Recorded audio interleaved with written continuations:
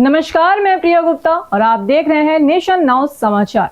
आइए रुक करते हैं यूपी की कुछ खास खबरों की ओर। हमीरपुर के सदर कोतवाली क्षेत्र स्थित कालपी चौराहे पर दिन दहाड़े चोरी की वारदात से हड़कंप मच गया। जिला कोर्ट के कर्मचारी के घर चोरों ने ताला तोड़कर नकदी और कीमती सामान पार कर लिया। सूचना पर पहुंची पुलिस जांच में जुटी है। मेरा नाम राहुल रावत है, मैं डिस्ट्रिक्ट कोर्ट में काम करता हूँ। और सूचना मिली तो घर आया तो देखा कि चोरी हो गई थी। घर पे ताला टूट गए थे, एक अंदर बाहर का ताला टूट गया, एक अंदर कमरे का ताला टूट गया और सारा सामान बिखरा पड़ा हुआ है और कुछ पे नकदी चली गई है। इससे ही हुआ है, देखना पड़ेगा क्या क्या हो गया। कितने बजे घटना होगी? लगभग 11 से 12 के बीच में। मैं करीब 12:15 के आसपास आया है। अलीगढ़ आर्थोपेडिक क्लब द्वारा 11वां UPOA कोर्स आगामी 24 अगस्त को आयोजित किया जा रहा है। इस अंतर्राज्यीय स्तर के आयोजन में घुटना प्रत्यारोपण से जुड़ी नवीनतम तकनीकियों पर चर्चा की जाएगी। कार्यक्रम की जानकारी 22 अगस्त को प्रेस वार्ता के माध्यम से साझा की गई। ये मैं आप सभी लोगों का स्वागत करता हूं और ये अलीगढ़ ऑर्थोपेडिक क्लब जो कि यहाँ पिछले 25-30 साल से कार्यरत है, केवल इसलिए कि लेटेस्ट एक्टिविटीज़ कराती है।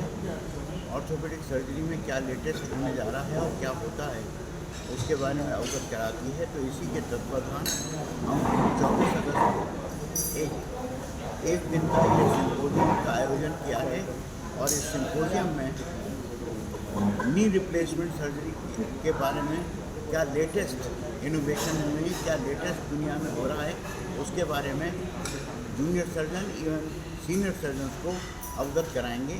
और इसमें मेनली 2 रोबोटिक सर्जरी के बारे में बताएंगे। 2 रोबोट मंगाए हैं जो कि 100 बोन के ऊपर काट के और हड्डी कैसे नी रिप्लेसमेंट किया जाता है वो सिखाएंगे सभी लोगों को।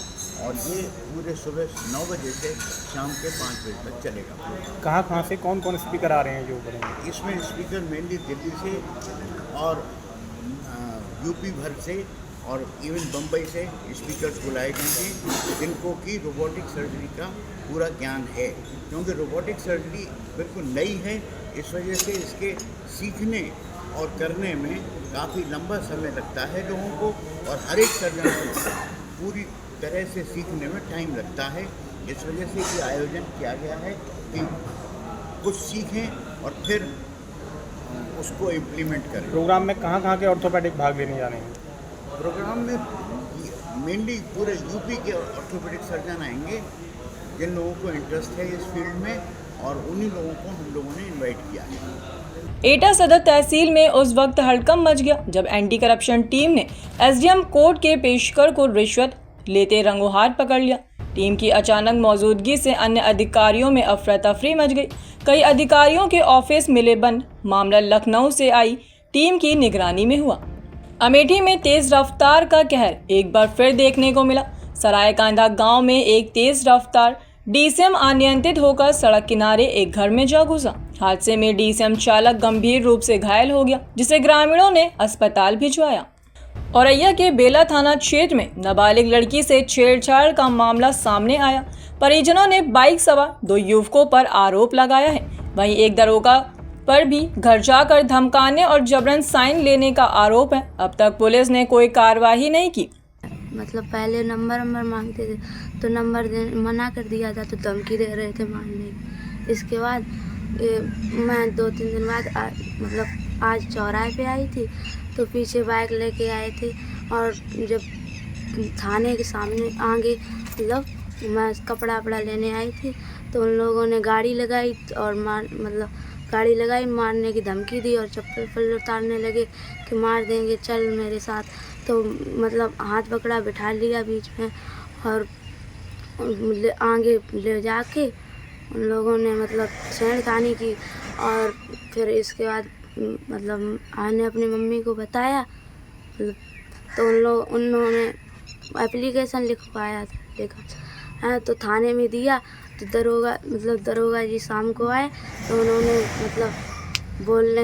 वो घर पे बोलने आए कि गाड़ी दे के बोल रहे थे एप्लीकेशन वापस ले लो।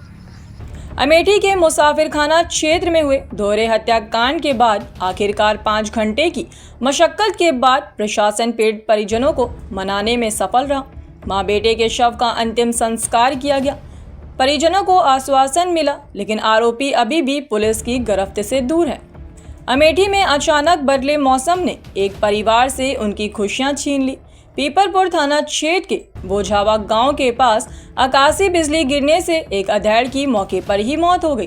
पुलिस ने शव को कब्जे में लेकर पोस्टमार्टम के लिए भेज दिया है। फर्रुखाबाद में ग्राम जसमई के प्रधान ने लाखों की प्रधान निधि बेटे और परिजनों के खातों से ट्रांसफर की। मंत्री ORP राजभर से शिकायत के बाद डीएम ने जांच DPRO को सौंपी। शिकायतकर्ता की मौजूदगी में जांच हुई। दोषी पाए जाने पर कार्रवाई का भरोसा दिया गया है। देखिए, महेंद्र दुबे जी ने शिकायत ये की है कि शासनादेश के विपरीत प्रधान और सचिव ने जो ग्राम पंचायत के पैसों का भुगतान होता है वो अपने लड़के के माध्यम से भुगतान किया है। अब चूंकि ये डॉक्यूमेंट्रियल चीज़ है कि अब अकाउंट का मैं डिटेल देखूंगा, ये ग्राम स्वराज पर जो रिफ्लेक्ट होता है तो देखूंगा कि इनकी बातों में कितनी सत्यता है, तो उसके आधार पर वो रिपोर्ट बन के डीएम साहब को जाएगी। रही बात, यहाँ मैं आया था मौके पर तो मुझे ये था कि हो सकता है कि कुछ कामों की भी शिकायत हो जिसका भौतिक सत्यापन करना पड़े। इन्होंने भी अपने बातों में स्वीकार किया है कि साहब हमारा किसी काम विशेष के संबंध में, उसके गुणवत्ता या उसके धनराशि के गबन के संबंध में कोई शिकायत नहीं है। वर्तमान में हमने जो आपको लिख कर दिया है वो केवल यही लिख के दिया है कि नियम विरुद्ध भुगतान किया गया है और उसी पर जाँच करनी है।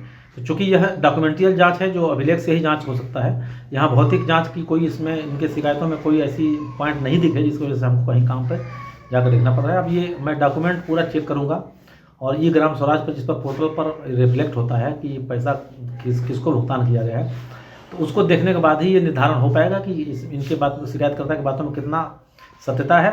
और अगर सत्ता होगी और नियम विरुद्ध काम हुआ होगा तो हम उसकी रिपोर्ट डीएम साहब को भेजेंगे। क्या नाम है आपका? महेंद्र दुबे।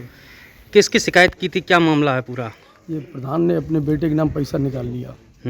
जसमई के प्रधान संजीव दुबे, उनकी पत्नी जो है प्रधान है अभिलाषा दुबे, उन्होंने अपने बेटे के नाम पैसा निकाला है। जो काम हुआ उसका पैसा मतलब बेटे के नाम निकाला है। तो हमने आगे शिकायत काम की इसलिए नहीं की कि जब इन्होंने पैसे ही निकाल लिया गलत तो काम क्या सही कराया होगा, यही हमारी शिकायत थी।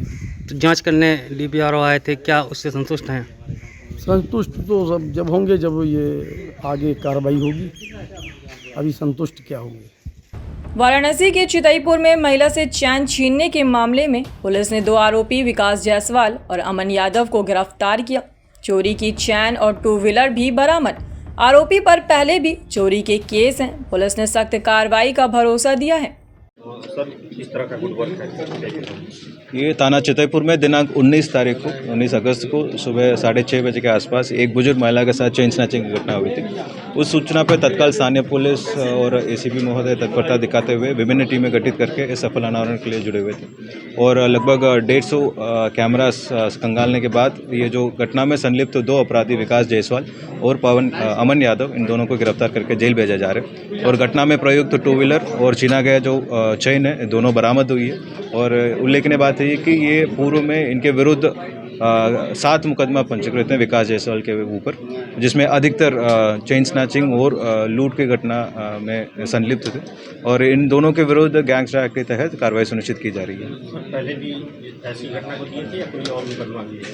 ये इसका पूर्व में टोटल 7 मुकदमा है जिसमें एक गैंगस्टर एक्ट के तहत कार्रवाई हुई है और इसके अलावा 6 मुकदमा है जिसमें अधिकतर 392 जो लूट या चेन स्नैचिंग की घटना है उसमें ये इन्वॉल्व थे। जानकारी हो पाई कि क्यों करते थे? जैसे ये अमन यादव है, ये अभी इनका रिसेंटली एक नया बुलेट भी खरीदा है, तो प्रथम दृष्टया हमको ये देखने को मिल रहा है कि ये जल्दी से जल्दी और इनका लाइफस्टाइल्स और बेटर करने के लिए जल्दी पैसे की ज़रूरत थी, इस वजह से ये लोग घटना करने गए।